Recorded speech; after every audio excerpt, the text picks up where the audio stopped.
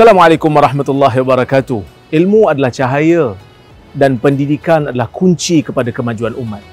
Namun, masih ramai pelajar yang berpotensi terhalang daripada meneruskan pengajian kerana kekangan kewangan. Di sinilah Dana Wakaf Jamalul Lail memainkan peranan yang penting. Dana Wakaf Jamalul Lail merupakan skim wakaf tunai kekal yang diuruskan oleh Universiti Islam Antarabangsa Tuanku Syed Sirajuddin, Unisiraj, sebagai nazir khas di bawah Majlis Agama Islam dan Adat Istiadat Melayu Perlis MAIPS.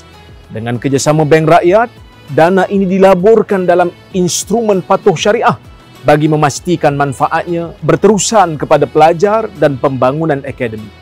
Setiap ringgit yang anda wakafkan tidak akan habis digunakan. Sebaliknya, ia akan dilaburkan secara patuh syariah dan hanya hasil pelaburan itu saja yang digunakan untuk pertama, pembangunan pelajar, yang kedua, penyelidikan idea baru, yang ketiga, penerbitan, yang keempat, belian buku atau kitab, yang kelima, kegunaan perpustakaan, yang keenam, membiayai beasiswa kepada pelajar dan lain-lain lagi bagi tujuan manfaat pendidikan pelajar di Unisiraj. Ini bermakna setiap sumbangan yang anda berikan akan terus memberi manfaat tahun demi tahun, generasi demi generasi. Wakaf adalah satu amalan yang digalakkan di dalam Islam dan ia selari dengan ajaran Al-Quran dan Sunnah.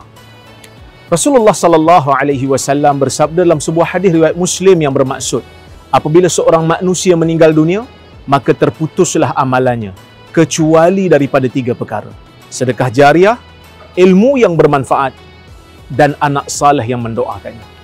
Wakaf adalah sebahagian daripada sedekah jariah yang mana pahalanya terus mengalir selama mana manfaatnya masih dirasai oleh penerima.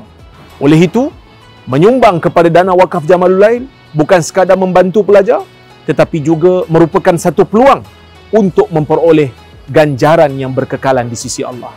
Kami percaya dengan keterlibatan aktif dalam program-program ini, Dana Wakaf Jamalul Lail dapat diperkenalkan kepada lebih ramai individu, organisasi dan pihak berkepentingan, sekaligus menggalakkan lebih banyak penyertaan dalam usaha wakaf ini. Dengan sokongan masyarakat, kita mampu memastikan pendidikan berkualiti dapat terus dinikmati oleh semua tanpa mengira latar belakang dan juga keuangan. Kecil atau besar, setiap sumbangan anda adalah satu bentuk pelaburan akhirat yang berpanjangan. Kami di Unisiraj percaya bahawa pendidikan tidak sepatutnya terhenti kerana kesempitan hidup. Dengan sokongan anda, lebih ramai pelajar akan mendapat peluang untuk mencapai impian mereka. Berwakaf untuk ilmu menuju keabadian pahala. Terima kasih atas sokongan anda. Wassalamualaikum warahmatullahi wabarakatuh.